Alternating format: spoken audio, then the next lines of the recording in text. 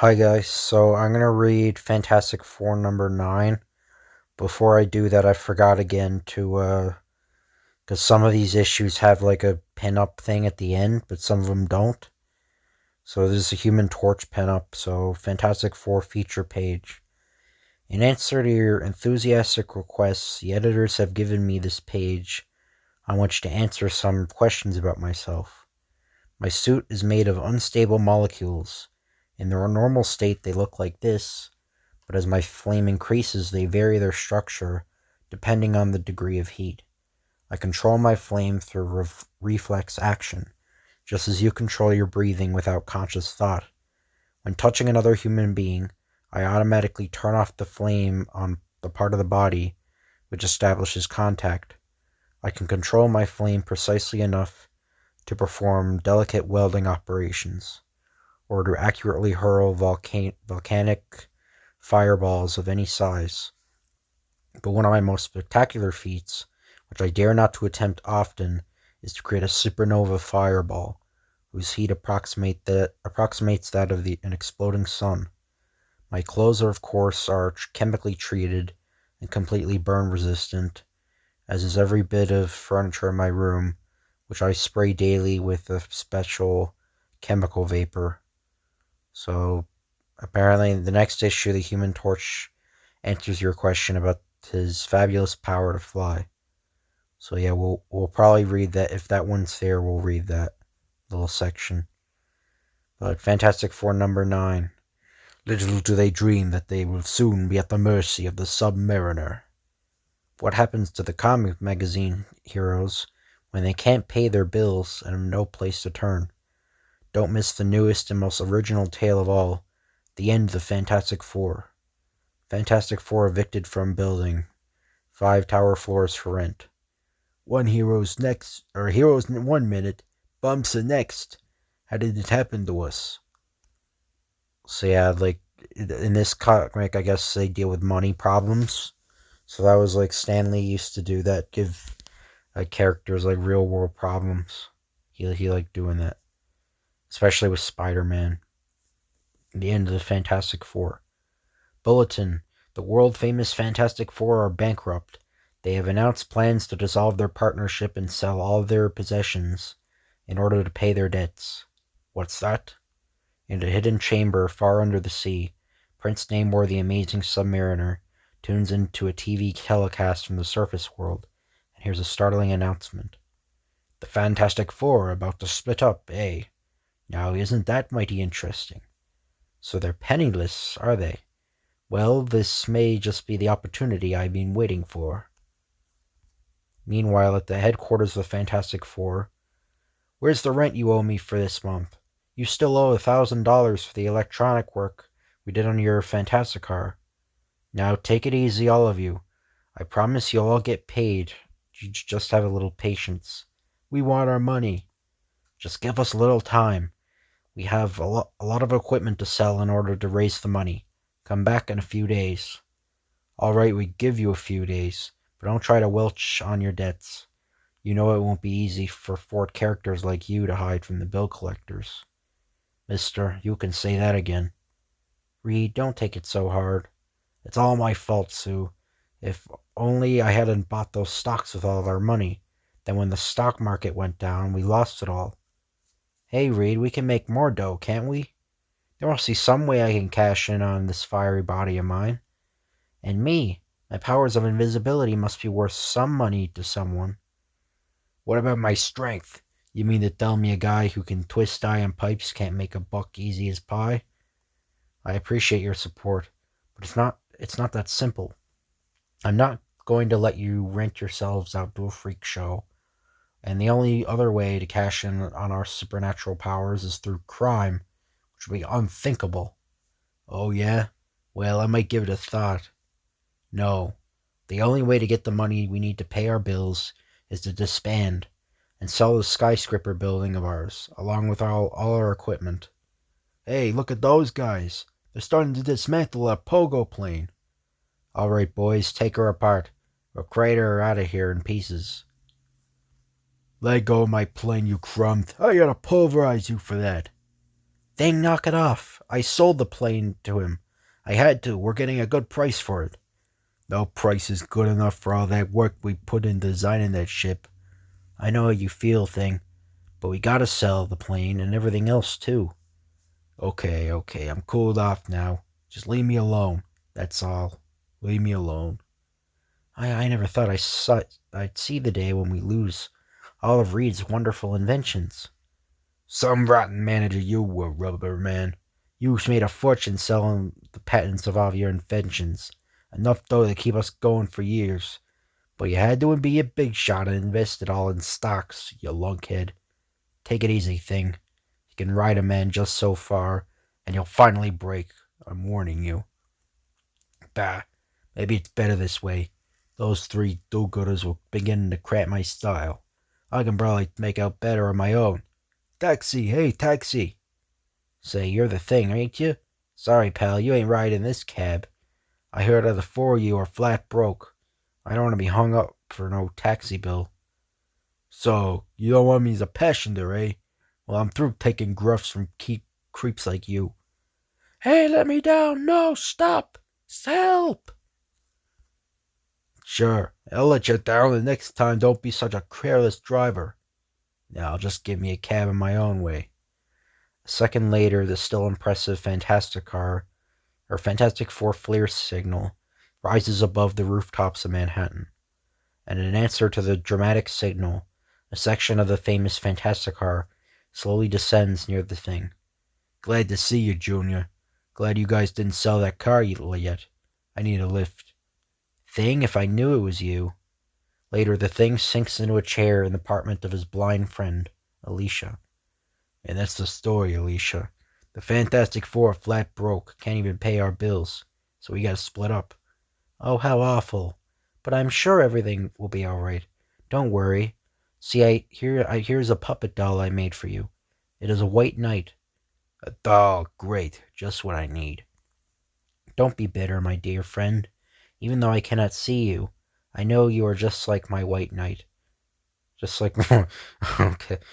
Yeah, I should have realized... Yeah, okay. You are good and kind, and you will never desert your friends when they need you most. It's a funny thing, kid.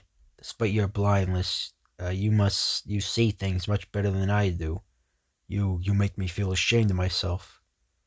Oh yes, so that's Daughter of the Strange Puppet Master. So that was last issue. And just across town, if only we could be like the superheroes in some of these comic magazines, Sue. They never seem to worry about money. Life is a breeze for them. Oh, Reed, I can't bear to see you torture yourself this way. It just isn't right for us to break up. There must be some way we can make a fortune fast. Johnny doesn't understand that it takes money to run an outfit like ours.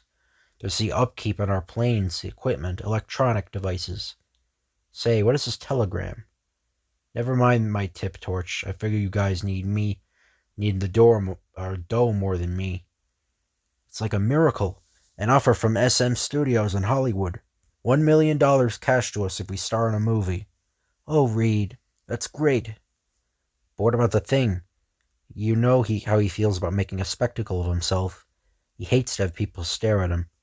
You ain't just flapping your lips, mister. But I find out I'm a white knight, and us white knights don't desert our companions in arms.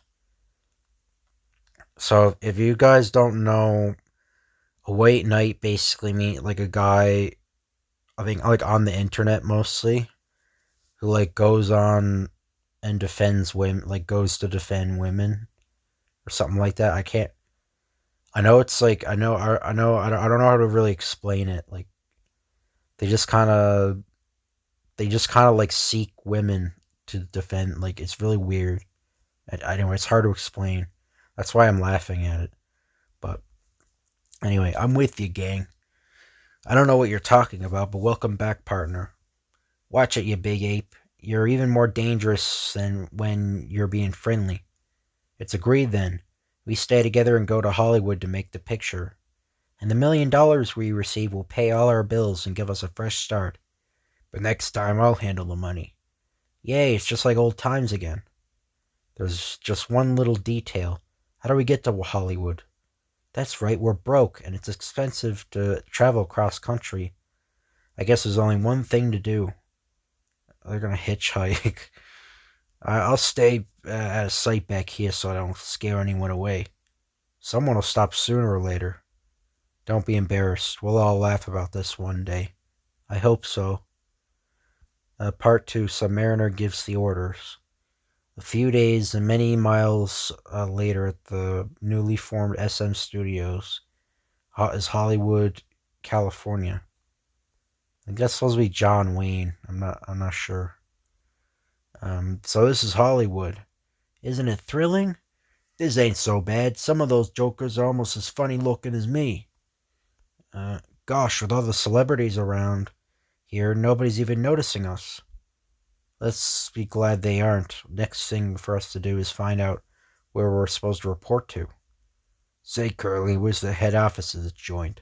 Right behind you. What's wrong, Jack? Oh, I think that's supposed to be Stanley Jack Kirby. I think it is. I don't know. I mean, Stanley looks very young. I don't know if he drew himself. Jack Kirby drew himself kind of young. But anyway, what's wrong, Jack? You look like you've seen a ghost. Ghost? I'll settle for a ghost any day. What I want to know is, what was that? Follow me, Wonder Boy. The head office is over there. We're the Fantastic Four. We were asked to report here for a movie. Naturally, just please step inside. Wow, if the receptionists look that good, I can't wait to see the stars. That must be the producers over there. I'll tap him on the shoulder. Man, what a layout. I'll flame on to make an impression on him. Call this is not an office? It's more like a football field. But the producer continues to stare out of the window as though unaware of the entrance of the Fantastic Four until, excuse me, but I think you were expecting us. And then, slowly, calmly, he turns.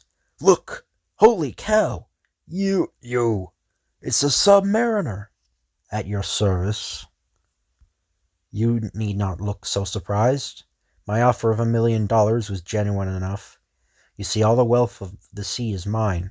For years I have collected treasure from wrecked sunken ships, pirate galleons, and other carrying all sorts of priceless cargo. Ages ago, my ancestor witnessed the burying of countless hoards of stolen treasure, and each generation of undersea people handed the locations down to each following generation. So out of boredom, I bought this studio and decided to film a movie about my former arch-foes. Now here is a part of the payment of the sum I promised you. The money looks genuine enough, and we're not in a position to be too particular about who we work for. We work for your one of your arch enemies. That's kind of suspicious. He's so masterful, so confident. The whole thing still smells fishy to me, but I sure like the feel of these greenbacks in my mitt. A short time later, Namor said we were to report for work Monday, which gives us time to make ourselves look a bit more presentable. First thing I'm doing with my dough is buying a snazzy sports car. And so, thanks for the lift, handsome, but why won't you tell us your name? Are you an actor? You must be, with a car like this. Wait till we get out to the country and I'll show you what this baby can do. Careful, the road is unpaved up ahead. Don't let that worry you. I'll just pave it for you in a flash. Nothing like a fireball to fuse the ground and make it smooth. You're even more famous than a star. You're the Human Torch. In person, lady. Now I'll take you two back so you can impress all your friends when you see him. When the torch goes to Hollywood, the Thing tries to get a little rest on Muscle Beach. Hey, where you watching? Watch where you're walking, lame brain. Look at those creeps showing off. This gives me an idea to get some peace and quiet around here. So you like lifting weights, eh? Well, let's see you try to top this, you muscle-bound goons. Meanwhile, at a fashionable Hollywood nightclub, Sue Storm dines with the man who holds a strange fascination for her. A penny for your thoughts, Sue? I was thinking about you, Namor. You've been so kind to us, so generous. I was wondering why. I'll give you your answer after the picture is finished, Sue. We start filming soon. And not long afterward, a sleek schooner sails through a rarely visited section of the foggy Mediterranean. Land ho! It's the Hidden Isle, just where Prince Namor said it would be. Hidden Isle has been unknown for centuries. I discovered it recently in my travels. It is there we shall film the first scenes of my picture. The scenes starring Mr. Fantastic. What about my script? You won't need a script. Your role calls for you to battle a giant mechanical figure of Cyclops on that island. Just do what comes naturally. We'll photograph you from this ship with telescopic lenses. Sounds simple enough. No need to launch a boat for me. I'll reach the isle in my own way. Minutes later. No sign of the mechanical Cyclops yet. Wonder what it looks like. Must be a big shaggy monster, like the one used in the old-time movie King Kong. The fool fell for it. Wait till he learns that Cyclops isn't mechanical. It's the real Cyclops, who won't allow any human to leave his isle alive. Now to return home. We're finished here. After all these centuries, a human intruder. Cyclops! You're alive! Part 3. The Fury of Mr. Fantastic. Of course I live. I am immortal. But you, lowly human, are not. Submariner tricked me. I blundered into a trap. Namor ordered me to keep you prisoner on this isle, but I have no use for prisoners. No time to dodge. Crash. Seconds later, after the dust is cleared. One thing Namor forgot to tell you. The reason they call me Mr. Fantastic. Run, puny human. Run till you drop. There is no escape from Hidden Isle. Sooner or later I shall crush you. Well, don't just stand there. If you're going to throw that thing, then throw it. Those will be the last words you'll ever utter. I hope that you would do that. And now, it's my turn. The fantastic body of Reed Richards absorbs the boulder's impact, and then hurls it back towards the astonished giant. You are more than human, but still no match for Cyclops. My strength is too great. Nothing can stop me. The dinosaurs were strong too, but look what happened to them. That takes care of him. By the time he can climb out of that pit, I'll be halfway to Hollywood.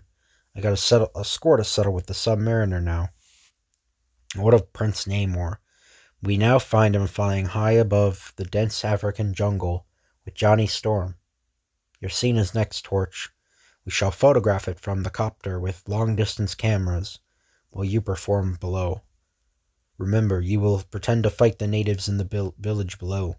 Make the battle seem realistic. It sounds too easy. How can a bunch of anyway. Give me any competition. You'll find out when you land. Now jump. It still seems kooky to me. Why would he want to produce a movie with no script? Oh well, I should worry. Hope he gets some good pictures from up there. Do not move. You are our prisoners. The natives, they'll jump out of their skins when they see me and Flame. I forgot to tell that fool teenager one little detail. Those natives have a magic potion which makes them immune to fire. I can return to Hollywood now. The torch will never escape them. Part 4. The Flame of Battle. Flame on! I don't understand. They don't seem at least bit odd. You waste your time. Flame means nothing to us. Seize him. I better take to the air while I think this out. I've heard of a strange tribe which is immune to fire. They must be that tribe. Why didn't Submariner warn me? Where's his chopper? Why isn't he filming this? Follow him from the ground. Prince Namor said that his flame dies down sooner or later. Then he will be our prisoner. It was a plot. Submariner wanted me to be trapped by the natives. Gotta fall to earth now. Flame's dying out. Can't fly any longer. Seize him. He is helpless. It is as the mighty Submariner said. He will be our captive. Namor must have ordered them to imprison me. But why? What's behind this all? I gotta find out. Now prepare the magic potion. Let the prisoner see why we fear not his fire. Flames cannot harm us. We can walk through fire, touch fire. Once we have breathed our magic potion, we can swallow fire. Let the prisoner see our amazing powers. Okay, Hotshot, you had your fun. And now a few little tricks of my own. Having rested long enough, the torch's body has regained its miraculous power to burn. And so, it'll take more than a bamboo cage to hold me while I use my nitro flame. Flame on! And even if your spears are tipped in a potion which will harm my flaming body, first you have to figure out which of these flaming images I create is the real me. And by the time you spot me, I'll be well out of range of those peep pickers of yours. You will not escape. When your flame dies, we will again seize you, but next time we slay you on sight. That's where he's wrong. There ain't gonna be a next time. Not if that volcano I see yonder has a spark of life still in it. I'm in luck. It's been smoldering for years. All it'll take now is one well-aimed fireball like this. Suddenly, as the fireball reaches its glowing center, the slumbering volcano erupts with a mind-staggering explosion. Those fire eaters may not fear flame, but there is one thing even they cannot stand up to, and that is a sea of molten lava. The natives escaped, but the lava destroyed their magic potions. They won't dare battle me now. They've lost immunity to their flames. That's actually pretty messed up. I mean, there's probably like women and children there too, so I mean, did they get away? Like, would they have gotten away in time? Like, all their possessions are gone. So anyway, that's very messed up if you think about it. But now I've got to head for the States and a showdown with that scheming, double-dealing submariner. Meanwhile, let us join Prince Namor once more.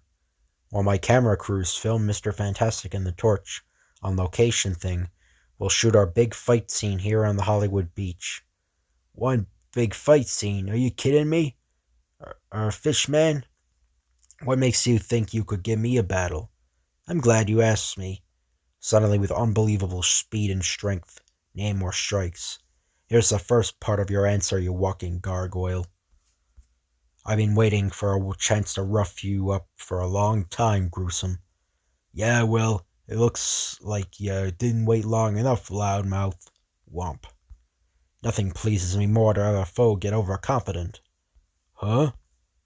Flying through the air, Submariner lands on the thing's shoulders with the force of a runaway pile driver. Time and again, the mighty monarch of the sea hurls himself high above his victim, and then, over and over, he hammers the stunned thing deeper and deeper in the soggy sand below. Okay, wethead, you've had your fun. Just let me shove this mud off of me and I'll make minced meat out of you. You're not beaten yet? For a moment, the fight is a standoff, as the weary thing lumbers groggily onto the shore, one question repeating itself over and over again in his aching head. Why doesn't Namor get tired?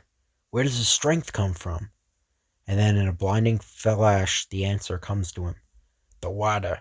I should have guessed. I just said the water. I should have guessed. That's why he wanted to fight on the beach. This is it, mister. Part 5, Vengeance is ours. No, you don't, Fistman. Before we do anything else, I'm going to drag you way up the shore, away from water. No, you can't. If I ever get my arms loose, I'll finish you for good now. You can't drag Prince Namor out of the sea. This way. No! Despite the superhuman efforts of the steel-muscled submariner, the rampaging thing makes one last Herculean effort as he exerts every last ounce of his unbelievable strength to remove Namor from the source of his power. Until finally, stop squirming, Sonny. This'll only hurt for a minute. You coward. You wouldn't dare let me remain in the surf. Then suddenly, as a heavy thunderstorm darkens the heavens, the thing is struck full force by a supercharged bolt of lightning. Shaking the cobwebs from his brain, Namor watches as the thing remains dizzily, but still remains standing. By the trident of Davy Jones! What does it take to knock you out? The thing has absorbed a shock which would have been fatal to any lesser man, but it has a strange effect on Namor's hulking foe. Actually, he looks a lot like the Hulk in this panel, except he's bald, but there, in the gathering darkness, the mysterious power of the electrical charge causes the thing to change once again, and within seconds the thing gives way to a husky, handsome, uncomprehending Ben Grimm. But in the darkness, still weakened from the pounding he suffered at the hands of the thing, Submariner is unaware of the change, as he throws one last pile-driving blow at the shadowy figure he stands before him. If this doesn't stop him, I'm lipped. Can't fight anymore. Ugh. I did it. I defeated the thing. I've beaten them all. I won. Slowly, Namor stumbles away, waiting for the almost limitless strength to return to his more than human body, not suspecting that his victory is not quite as complete as he would have wished it to be. And then minutes later, at the offices of S&N Productions, Namor, you're back, but where are the others? What does it matter? Forget about them. You're looking at the man who've triumphed over them all. Triumphed over them? What do you mean? I mean that I have proven I am the master of the Fantastic Four. Now I'll give you the reason why I've done all this. Now that the others are out of the way, I want you to be my bride. You asked me that. Oh, you fool. Perhaps if you hadn't deceived us, if you had been honest with us, I might have answered you differently. But now, I've got to prove you still haven't defeated the Fantastic Four. Not while one of us remains to defy you. Stop, don't fight me, it's hopeless. You know I'll win in the end. Sue, show yourself to me. I know how you feel about me. You can't fool your heart. Come back, Sue. All right, if it's a contest you want, I'll defeat you as I have defeated the others. He's flying past me, towards the door. We'll see whether I can see you or not. You'll never escape me now. You forgot. Or click. You forgot I have the powers of all this creatures who live beneath the sea. I can charge the very air with electricity, using the power of the electric eel. I myself am not without resources, Namor. The carpet thrown over you will provide insulation for me, protecting me from the electric current. You are worthy of me, female, in every way, but here is a power you cannot combat. The radar sense of the cavefish from the lowest depths of the sea. They have no eyes, but they can sense the presence of others by using their radar-type instincts, as I shall do with you. Editor's note: to explain more fully how Namor uses his radar vision, this is the way Sue actually is, invisible to the normal eye. But to Namor using his radar vision, I guess it's like Daredevil's radar sense, sort of. This is the way the Invisible Girl appears to him, like an image on a radar screen. Now that I know where you are, you can elude me no longer. Take your hands off me, you barbarian. Your struggles are useless. I like a woman with spirit. Only if such a female can be a fitting mate for Namor, the monarch of the sea. No, I'm not beaten yet. What's that? Crash. All right, Namor, this is it. Release the girl. Keep out of this, Reed. You promised I could have him first.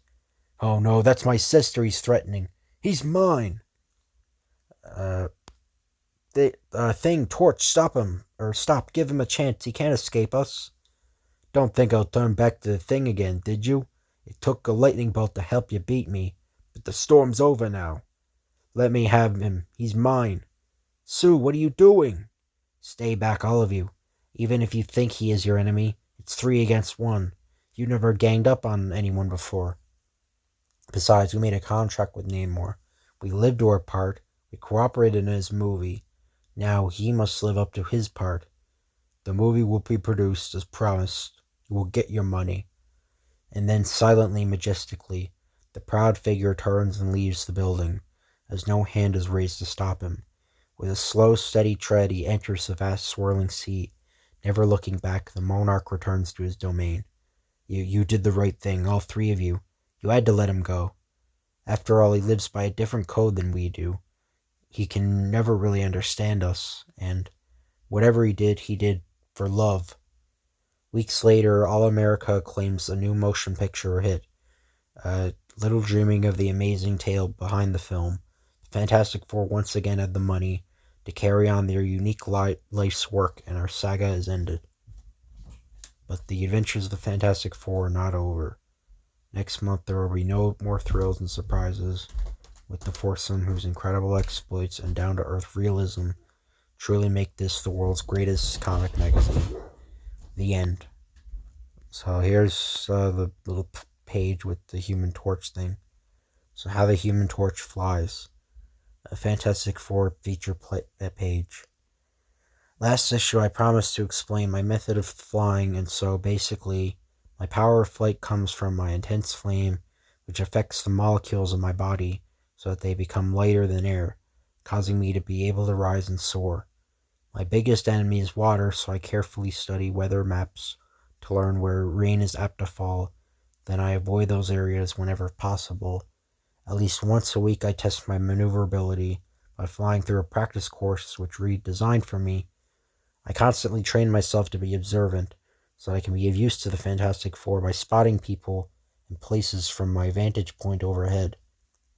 My maximum speed is capable of creating a sonic boom, so I must be careful not to attain that speed while flying over a densely populated area. Crack. My weakness is the fact that my flame burns for only a limited period of time. The brighter it burns and the faster I fly, the sooner it is extinguished. So I dare not blaze too brightly or fly too fast until I have made sure I won't need my flame for too long a time. So yeah, that's the end. So that's the end of that story. I hope you guys enjoy this video. If you could like, comment, or subscribe, that'd be appreciated. Thank you. And I'll see you guys later.